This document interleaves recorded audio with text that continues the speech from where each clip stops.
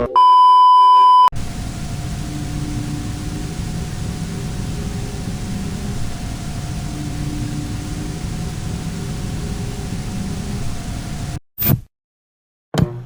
grandfather froze to death on the kitchen floor in the middle of summer, and I'm the only person who knows what happened. My mom found him early on the morning of July 15th, stretched out between the refrigerator and the breakfast table like he'd been reaching for something. His skin was blue-white, ice crystals still clinging to his eyelashes when Mom screamed from the doorway.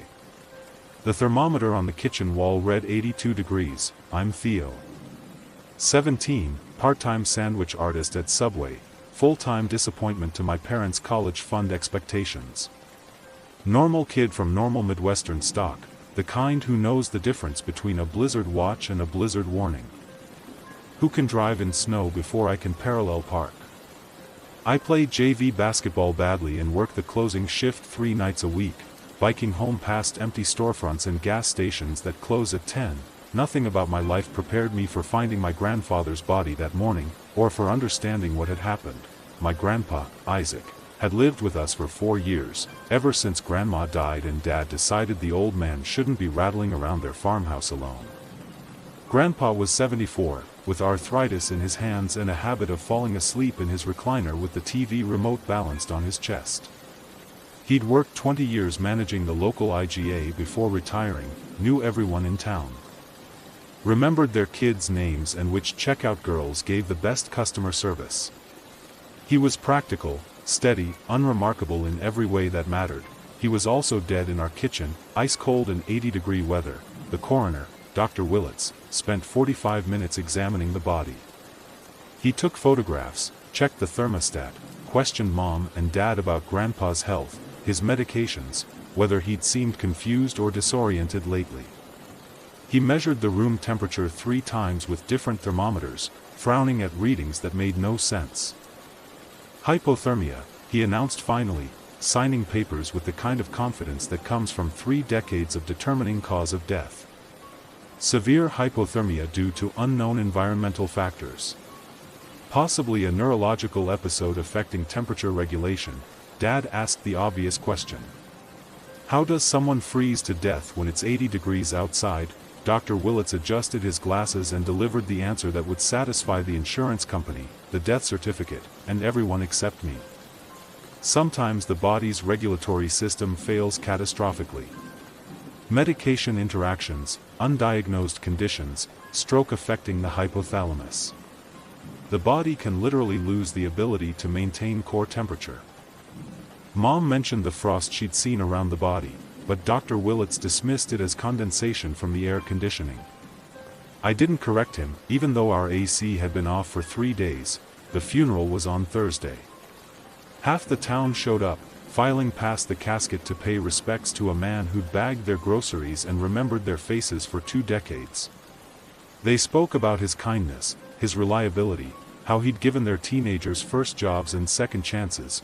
None of them knew about the temperature of his skin when they found him, or the thin layer of frost that had formed around his body like he'd been lying there in January instead of July. None of them had seen what I saw when I came downstairs that morning. When Mom's screaming brought me and Dad running, I saw my grandfather's final expression, frozen on his face in the moment death took him. He wore no peaceful look like most people would imagine. His eyes were wide, staring at the ceiling, and his mouth was open like he'd been trying to say something important. He looked terrified. Strange things started happening 2 months ago. May 28th in Minnesota means tornado watches and sudden thunderstorms, the kind of weather that keeps you checking the sky every few minutes. It doesn't mean finding patches of kitchen floor so cold they make your feet ache through wool socks. But that's exactly what I found that Tuesday morning after Memorial Day, a circle of tile near the sink that felt like stepping on January pavement. Mom blamed the air conditioning, even though we hadn't turned it on yet. Dad checked the basement for broken pipes, crawling around with a flashlight and muttering about foundation settling. The cold spot vanished by Thursday, but another one appeared in the hallway upstairs, then another in the living room by the weekend. Old houses settle, Dad said when I mentioned it. Foundation shifts, creates drafts you wouldn't expect. Our house was built in 1987. It wasn't exactly old by anyone's standard. Dad liked cheap explanations that didn't require calling repair services. I pressed my palm against the frigid patch of living room carpet, watching my breath form small clouds in the 70-degree air. When I called Mom over to feel it, her hand passed through the cold like it wasn't there. "Feels normal to me, honey," she said, giving me that concerned look parents get when they think you're coming down with something, but I could see the frost forming on the carpet fibers where my breath hit them. The winter wind started a week later.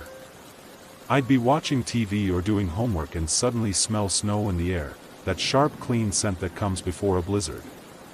The smell would drift through rooms like invisible smoke, carrying whispers I could almost understand. Once I followed the scent upstairs to Grandpa's room, where he was sitting on his bed looking at old photo albums, his face pale and distracted. "You smell that?" I asked him. He looked up from a picture of him and Grandma at some company picnic. His hands were shaking as he closed the album. "Smell what? Like snow?" "Like winter. It's May, Theo." But his voice cracked when he said it, and I noticed he was wearing a sweater despite the warm afternoon. The whispers came with the wind that smelled like snow, voices so quiet I couldn't be sure I was actually hearing them. Sometimes they seemed to be calling a name, sometimes just murmuring like people having a conversation in another room. I'd turn my head to catch the words, but they'd fade into nothing, leaving me wondering if I'd imagined them entirely, but Grandpa heard them too. I'd find him sitting in his chair at midnight, eyes wide open, responding to things the rest of the family couldn't detect. "I'm sorry," he'd whisper to the empty room. "I know you're cold." "I know." When I asked him who he was talking to, he'd look at me with the desperate expression of a drowning man. "You can hear them too, can't you, Theo?" His voice barely above a whisper. "The voices in the wind," I nodded, and something between relief and terror crossed his face. "Then you know she's coming." The shivering started in June. I'd wake up at 3 in the morning, teeth chattering, pulling my covers tight around me. The room would feel normal to everyone else, maybe even warm.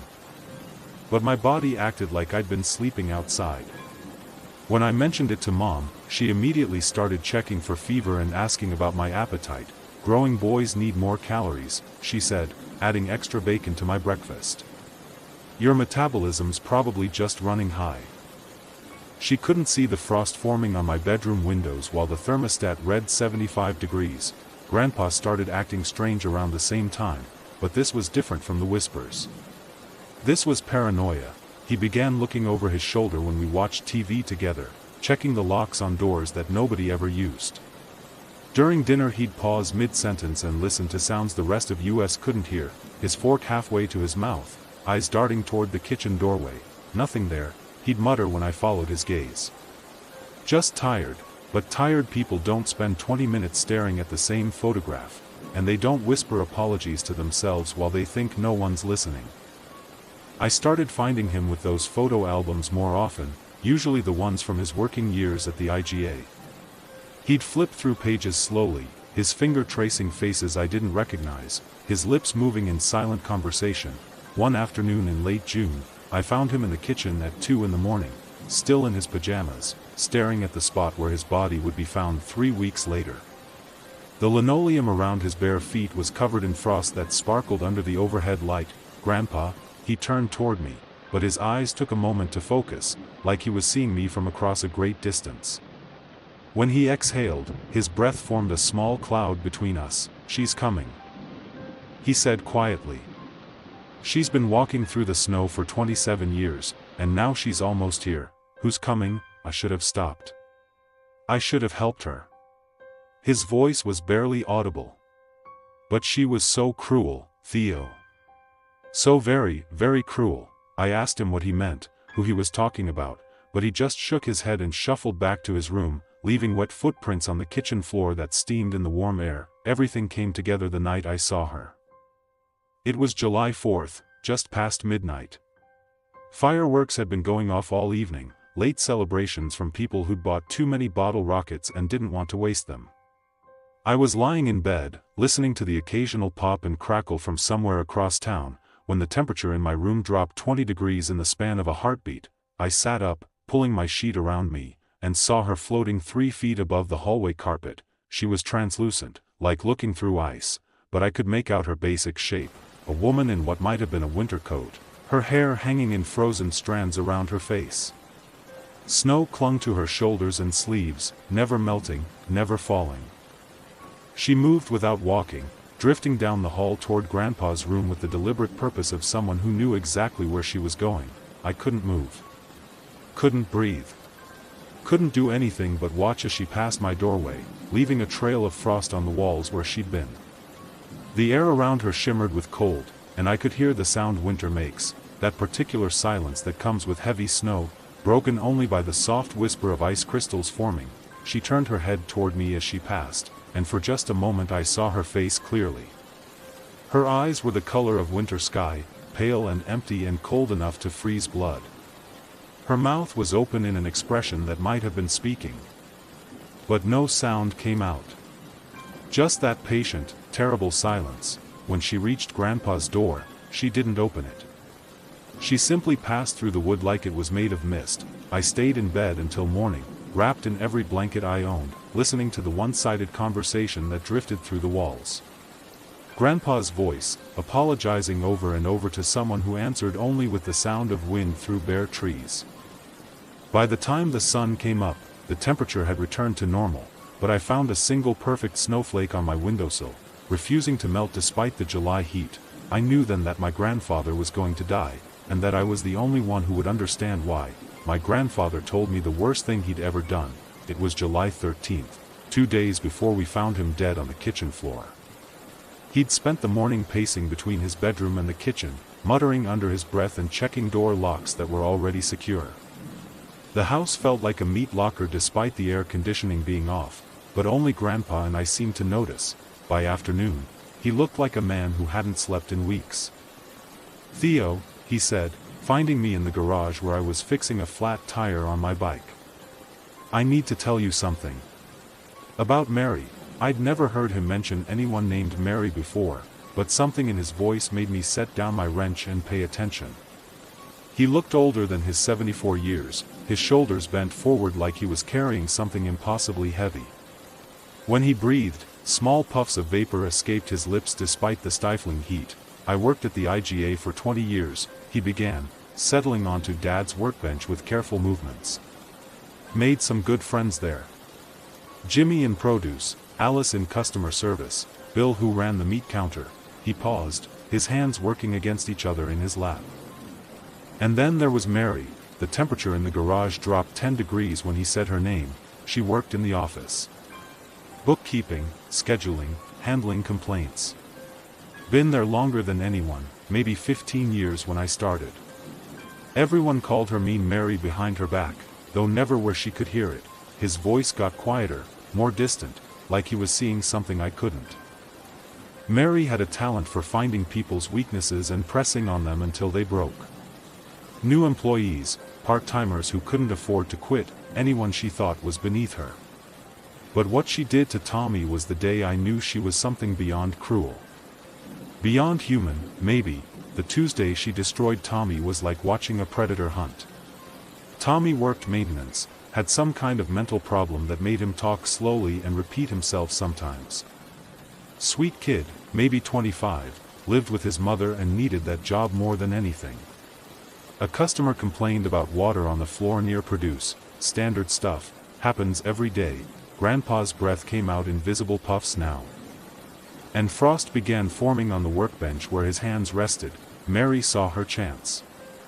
She called Tommy over to the customer service counter where everyone could see, employees, shoppers, kids waiting with their mothers. Started interrogating him about his careless mopping, making her voice loud enough for the whole front end to hear. I could see the scene playing out in his eyes, 27 years of guilt etched in the lines around them. Then she started imitating his speech. Made her voice slow and halting like his, stumbling over words the way he did when he got nervous. "Tommy, sorry. Tommy, try harder." She kept getting louder, drawing more people over to watch this grown man being humiliated like a child. The frost was spreading now, crawling up the garage walls in delicate patterns that caught the afternoon light. Tommy just stood there holding his mop, tears streaming down his face. He didn't understand why everyone was laughing. Mary wasn't done. She told the customer, loud enough for everyone to hear, that Tommy was mentally deficient and that the store kept him on out of charity. Said maybe they should find someone more capable to clean up after normal people. Grandpa's voice broke completely.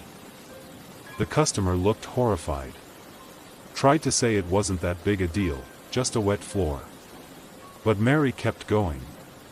Called Tommy a burden on decent society and said his mother should be ashamed for inflicting him on normal people. Tommy collapsed right there, sobbing so hard he couldn't breathe. He never came back. Found out later his mother had to take him to the emergency room that night because he wouldn't stop shaking. The doctor said it was a panic attack, but I knew better. Mary had broken something inside him that never got fixed. That was the kind of person Mary was, Grandpa whispered. Someone who could destroy an innocent man for entertainment and sleep soundly that night. I asked him why he was telling me this, what Mary had to do with the cold spots and whispers that followed us through the house. His hands stopped moving. When he looked at me, his eyes were wet and desperate. Because I'm the reason she's dead. The story came out slowly, like he was pulling each word from somewhere deep and painful. February 14, 1998, 7 years before I was born. A blizzard had moved in faster than predicted, dropping 19 inches of snow in 6 hours and creating whiteout conditions across 3 counties. Store management made the call to close early. 2 in the afternoon instead of 9 at night. Everyone was anxious to get home before the roads became completely impassable. Mary had left first, as she always did. She lived alone in a rented house on the other side of town and drove an old Buick that wasn't reliable in the best conditions, let alone in a blizzard. Grandpa had stayed another hour, helping to secure the store and making sure all the coolers and freezers were properly sealed in case they lost power. By the time he left, the snow was falling so hard he could barely see his truck in the parking lot. I took County Road 47, he said. It was faster, and your grandmother was waiting with dinner. I'd driven that road 1,000 times. His voice got quieter, forcing me to lean closer to hear. I saw her headlights first. Flashing on and off, like someone signaling for help. The Buick was nose first in a snowbank, maybe 15 yards off the road. As he got closer, he could see Mary standing beside her car, waving her arms frantically. Even through the snow and wind, he could tell she was in trouble. I pulled over, he said. Sat there with my engine running, looking at her through my windshield. She was walking toward me, stumbling through knee-deep snow. The garage was freezing now. Cold enough that I could see my own breath mixing with his in the space between us. I thought about Tommy crying while everyone laughed. About the way she'd called him deficient, a burden.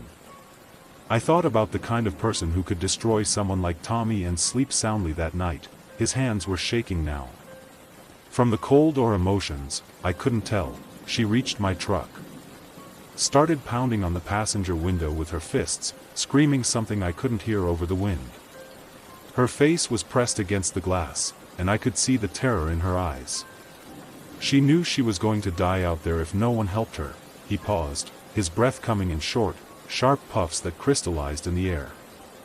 I put the truck in drive and kept going. The words hung between us like icicles. She ran after me for maybe 20 yards, waving and screaming. I watched her in my rear-view mirror until the snow swallowed her up. Then I drove home and told your grandmother I'd taken the main route because it was safer. They didn't find Mary's body until March, when the snow finally melted enough for a farmer to spot something that didn't belong in his field.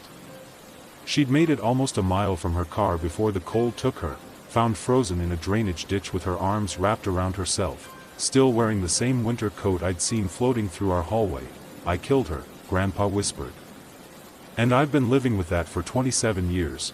The frost had covered every surface in the garage now, turning our breath into clouds and making the metal tools ring like bells when the expanding ice shifted them. She's been walking through that blizzard ever since, he said. Walking through the snow and the cold. Getting closer every year. And now she's found me. I asked him why he was telling me this now, after keeping it secret for so long. He looked toward the house, where shadows were beginning to gather in the windows as evening approached. Because she's here, Theo. She's been in my room every night for a week, standing at the foot of my bed, dripping snow melt on the carpet. She doesn't say anything, just watches me with those frozen eyes. His voice dropped to almost nothing. And I think you're the only one who can see her too. The air conditioner stayed off for the last 2 days of my grandfather's life. After his confession in the garage, he became obsessed with heat. Every time someone turned on the AC to combat the mid-80s weather, he'd shut it off within minutes, his hands shaking as he adjusted the thermostat. Can't stand the cold air, he'd mutter, pulling on another sweater despite the sweltering house. When Dad complained about the temperature, Grandpa begged, "Just keep it off," he pleaded. "Please." The whispers were constant now. Where before I'd barely been able to make out voices on the wind, now I could hear words clearly. "Left me. So cold." They drifted through the house like smoke, always in Mary's voice, though I'd never heard her speak when she was alive. Mom and Dad noticed Grandpa's behavior but attributed it to grief or maybe early dementia. They scheduled a doctor's appointment for the following week and talked in hushed voices about assisted living facilities and medication adjustments. They couldn't see the frost forming on windows despite the 80-degree indoor temperature. They couldn't see the way their breath became visible whenever they stood too close to Grandpa's usual spots. When I pressed Mom's hand against a wall covered in ice, her fingers passed through it like it wasn't there. "Don't you feel that?" I asked desperately. "Feel what, honey?" She looked at me with growing concern. "Are you feeling all right?" But I could see the frost spreading under her touch, could feel the supernatural cold seeping through my clothes and into my bones. On July 14th, the day before he died, Grandpa stopped sleeping entirely. I found him in the living room at 2 in the morning, fully dressed, staring at the front door. The house was stifling without air conditioning, but his breath formed steady clouds when he spoke. "She's getting closer," he said without looking at me. "Where is she?" "Right there." He pointed toward the empty hallway. "Can't you see her?" "She's standing by the stairs, just watching." I looked where he was pointing and saw nothing but shadows. But the temperature in that spot had to be below freezing, because frost was forming on the wall in the shape of a woman. "What is she doing?" "Nothing. Just looking at me." But I can feel the cold coming off her, like standing next to an open freezer. "And her eyes." He shuddered. "Her eyes are like looking into a January sky." We sat together until dawn. I held his frail, cold hand, listening to him whispering apologies to the empty air while I watched frost patterns spread across surfaces that should have been warm. When the sun came up, he seemed to relax slightly, but I knew the relief was temporary. That evening, our house felt like an oven. The air conditioner sat silent while the July heat pushed the indoor temperature well into the 90s. Every fan in the house ran at full speed, but they couldn't compete with the supernatural winter that followed my grandfather from room to room. The whispers started earlier than usual, just after sunset. This time they weren't random phrases but something more focused. More demanding. I couldn't make out all the words, but Grandpa could. He sat in his chair, no longer pretending he couldn't hear her. "I know," he said to the empty room, his voice steady for the first time in days. "I remember leaving you there." A pause, as if he were listening to something I couldn't quite catch. "Yes, you called my name. You begged me to help." Another pause, longer this time. The frost was spreading faster now, covering the walls around his chair in intricate ice patterns. "I'm sorry." His voice cracked. "I'm so sorry, Mary. But you have to understand what you did to those people." The temperature plummeted. My breath came out in thick clouds, and ice began forming on the inside of windows. "No," Grandpa said, shaking his head. "Sorry isn't enough. I know that now." The conversation continued for hours, Grandpa responding to accusations I could only partially hear, accepting blame for a decision that had haunted him for 27 years. Sometimes I caught fragments of her voice on the wind. "Left me to die. So cold." Near midnight, his voice changed. Became resigned. "Yes, you were alone. You died alone because of me, and that was cruel. Maybe as cruel as anything you ever did." I deserve this. But please, leave my family alone. They don't know what I did, he said with a tired, dejected voice. By 1 in the morning, the house felt like a walk-in freezer. Ice covered every surface I could see, turning our home into a winter landscape. The whispers had stopped, replaced by something worse, the sound of someone breathing slowly in the darkness, each exhalation bringing more cold. Theo, he said, with all the warmth and affection he could muster, go to bed. You can't help me, I'm ready. I'm tired, and this is nothing you, or anyone should ever have to see. I went to bed knowing I'd never see my grandfather alive again, but unable to do anything except watch it happen. Mary had finally gotten her revenge, and she'd made sure my grandfather experienced every moment of the cold that killed her. The only difference was that she died alone in a field, while he died surrounded by the warmth of a family who loved him. It wasn't mercy. It was just a different kind of cruelty. 3 weeks later, I sent my college applications exclusively to schools in Florida and Arizona. Some things are too cold to forget, and I never want to feel winter again. The frost disappeared from our house the day we buried Grandpa, but sometimes, on the colder nights, I still hear whispers in the wind. They're fainter now, more distant, like someone calling from very far away. I think Mary is walking again, looking for the next person who left someone to die in the cold.